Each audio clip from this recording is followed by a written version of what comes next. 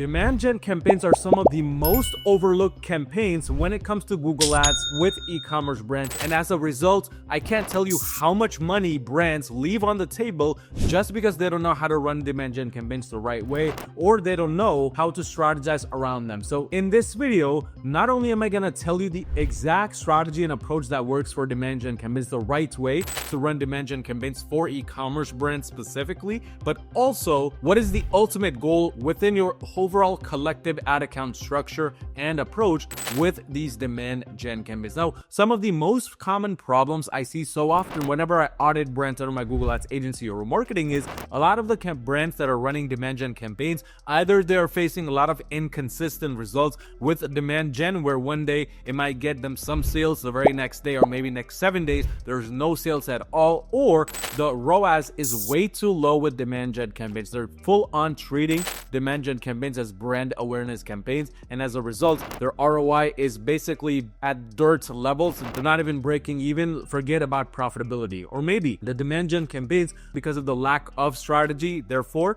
they're just going after way too broad a targeting. The demand gen campaign is going after this audience and that demographic, and there's just too much overlap, which is causing this demand gen campaign to become a brand awareness campaign versus a cold traffic acquisition campaign. Trust me, this is something I went through for many months before I finally cracked the code for demand gen campaigns. And now, if we look right here, across all of the brands we handle, we had demand gen campaigns running at almost a 6x ROAS, or almost a 4x ROAS, or even a 3x, 2.5x, and that too at scale. I mean, just in the last 30 days alone, this demand gen campaign approach spent $53,000, made back $313,000 in revenue for a fashion brand we handle. So what I understood from running demand gen campaigns for so long is this: number one, they work.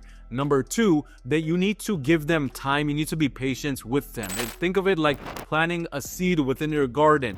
You cannot expect that flower or that plant to grow overnight. It takes time, it takes watering, just like it does with a demand gen campaign. Now, the best way to run a demand gen campaign, from my experience running all of these demand gen campaigns and finally figuring out what makes them convert at a high ROI versus what makes them not convert at a low ROI, is running demand gen campaigns as YouTube placements only. Let me explain. Most brands, what they do is when they try to create a brand new demand gen campaign, for instance, they will go inside the campaign creation approach and they will run that demand gen campaign in the intent of running it on Gmail traffic or on maybe the Discover network. And although demand gen allows you to do that, you want to stay very far away from these two placements, because just like with any other advertising channel, display networks or even Gmail is designed to extract as much money from you as possible while trying to rank you for as many things as possible. So you will end up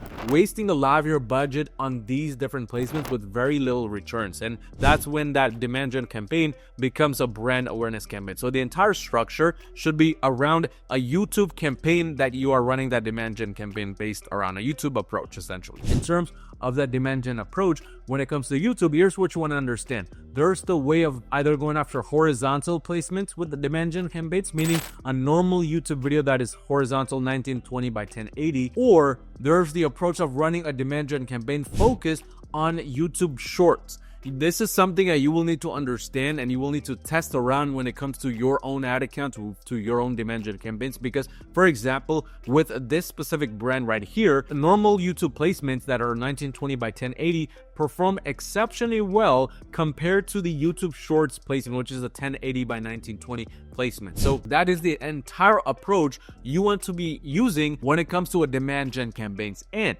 what you want to understand is, on the fundamental level, demand gen campaigns work very similarly to meta ads creative. So with the new Andromeda update that meta ads recently went through, what that means is the more creatives you have within your demand gen campaigns at any given time, the better the chances of it actually working, which is why if you look right here, we have over 10 different creatives running at any given time. This is because, just like with meta ads, a demand gen campaign will go into your backend. It will find out essentially which demand gen campaign is working better, better versus which isn't. And from there, it will basically start playing around with the different creatives to show only those that are performing better. And of course, you can have peaks and troughs with demand gen, with certain changes you do on the accounts level, which will impact these campaigns as well in general. But that's how a demand gen campaign should be working. Now, in terms of the actual strategic approach for this demand gen campaigns, what you want to do is essentially, even with a YouTube only campaign approach, you want to narrow it down to YouTube placements only. We have tested this campaign for a long period of time with different types of approaches, with different types of placements, and what we have found out is YouTube placements only approaches 9 times out of 10 work the best. So forget having this demand gen campaign go after a wide variety of different ad group placements, different channel placements. For example, you want to only go after YouTube, no Discover, no Gmail, no display network. This is more on the nitty-gritty detailed side of things, but that's how these demand gen campaigns should be performing. And the thing is, with the demand gen campaigns, again, because there's very little interest targeting that you do, the main thing you want to be doing on the campaign levels as an ad account strategy is to essentially feeding it proper signals based around your actual account data, based around your previous customer list. So what we do for all of the demand gen campaigns that we start now is we like to provide an audience list of people who have already purchased from us. Number one is we like to devour the inside section of our Google Ads account to figure out the highest converting keywords, the ones with the highest CTRs, because that becomes our ultimate base for these demand gen campaigns, and it reduces the time needed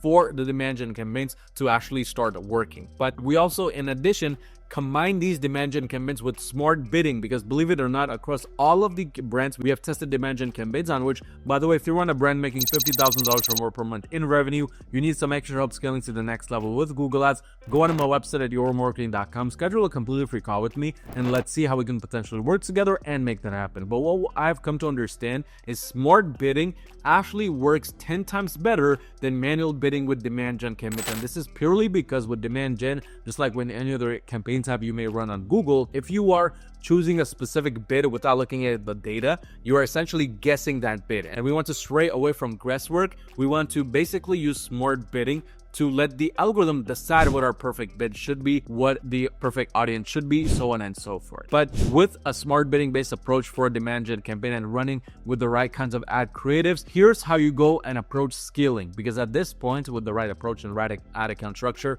your demand gen campaign should be not focused on brand awareness, but rather focused on a high buying intent audience, and should be focused on getting you sales in that manner. But how do you scale a demand gen campaign? We like to stick with 2 major scaling strategies. First, horizontal scale by adding more creatives to that demand gen campaign, because once you find out something that works, it's all about adding iterations of that winning approach, of that winning strategy, to find out more similar winning approaches. It's that simple. You don't need to play around with the bids necessarily, because we basically run these demand gen campaigns with no bidding restrictions per se, only with smart bidding enabled. Second, vertical scaling. Once something's working, you can actually fairly quickly scale a demand gen campaign, because the audience is so expansive, it's so large compared to a performance max or search campaign, that there should not be initially limitations to scaling, again, of course, unless there is some sort of keyword limits to your overall industry or to the overall niche you're in. Like, for example, with this brand, even at $1,000 a day budget, we are limited by budget still, which just goes to explain the expansive nature of demand gen. It runs very differently from a normal search campaign or from a normal shopping campaign, because it's going after a placement which is external to just shopping and search, and majority of your competition is probably not using demand gen the right way. But again, give it time, allow it to really start gaining that momentum, really start optimizing, and you will notice that there's peaks and troughs with demand gen. Like, for example, here with an addition of another demand gen campaign approach, with the addition of a few more smart bidding based approaches, now this demand gen is slowing down considerably. But just basically disabling those approaches or re-optimizing this demand gen campaign should get it back up and running to the levels it has been running for quite some time now within this ad account. But again, if you're on a brand making $50,000 or more per month in revenue, you need some extra help scaling to the next level with Google Ads, go on to my website at yourmarketing.com, schedule a completely free call with me, and let's see how we can potentially work together and make that happen.